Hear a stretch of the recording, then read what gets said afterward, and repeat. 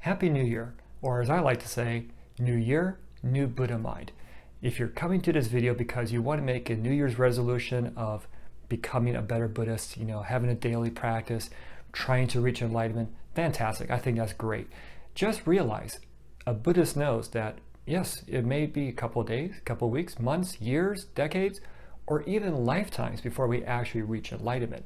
So our progression on this path is not because we're expected immediate results, but we know we have to actually begin. We have to start. It's a commitment to the path, to the Buddha's Noble Eightfold Path. So what can we do as Buddhists in the new year? So let's take a step back real quick. Our entire focus is really, as a Buddhist, to really break down this false concept of a self. Our belief in a self is what's causing so much issues, so much problems in our lives. It's what causes the clinging and craving, among other things. So we really have to focus on that. And our biggest obstacle on this is our mind.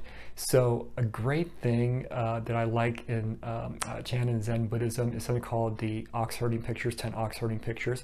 And so basically it's a practitioner, going out there to basically find his mind, which is represented by the bull. And so basically it's finding your mind, controlling your mind, subduing your mind.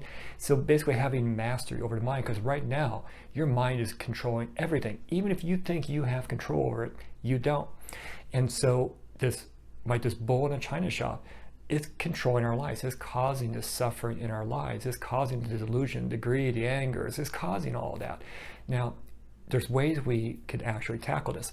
So as I mentioned, the Buddha's Noble Eightfold Path is the way we should be living our lives. It's the perfect round wheel, if you will, the perfect wheel of the Dharma. That's what we're trying to achieve. And that, when we do it perfectly, allows us to realize our natural state, which is nirvana, where we blow out, all these things that are causing suffering in our lives. So how can we do that? For a lot of Buddhists, it's meditation and or chanting. It's that meditative concentration. And really what we're doing with meditation, it sounds a little unusual, but we're actually doing nothing. We're trying to actually, there's two parts to this. We're trying to, not let our mind control us. But as for anybody who's actually done meditation, you realize thoughts pop up and everything. They want to kind of control and do things, right? It's about recognizing that thoughts will arise, but they will also cease. They will, they'll go away. But usually we like to grab onto those thoughts or, follow them to fruition. That, they're all temporary and permanent things. So part of meditation is really training ourselves to really, subdue the mind from trying to take control of us. Now, there's other things we can do as well. So, practicing mindfulness is a great thing. When you're actually, practicing mindfulness, Buddhist mindfulness, you're actually just like the Buddha. That's what he did. And that's what his enlightened followers did. So practicing mindfulness is another thing we can do. And that sounds very simple. Oh, I'll just be mindful of what's going on. But it takes consistent practice and effort to actually do that. We could also do loving kindness, so loving kindness meditation, but also when we're out in the world, actually practicing loving kindness.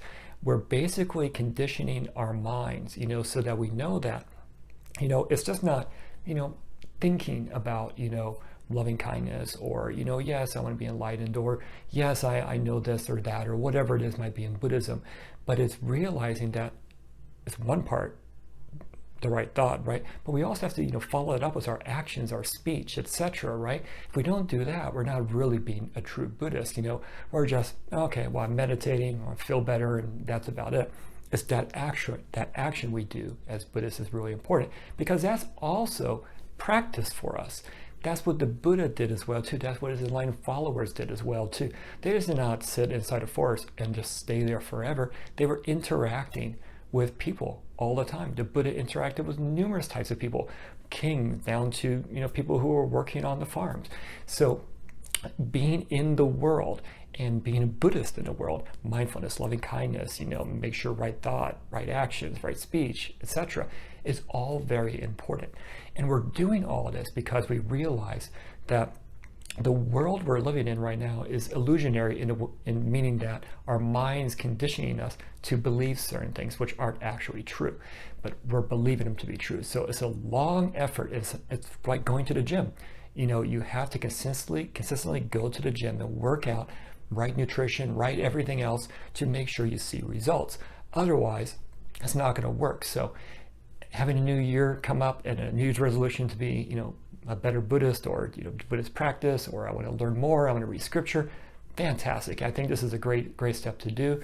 There's many resources to help you. You can check out my website and others as well. There's lots of things out there. So what are you going to do in the new year? What's your resolution as far as being a Buddhist and Buddhist practice? Do you have any questions about this? And any suggestions you have for anybody else who's, looking to become a better Buddhist and Buddhist practice during the new year? Please put that in the comments below so we can kind of share it. Thank you, and Happy New Year.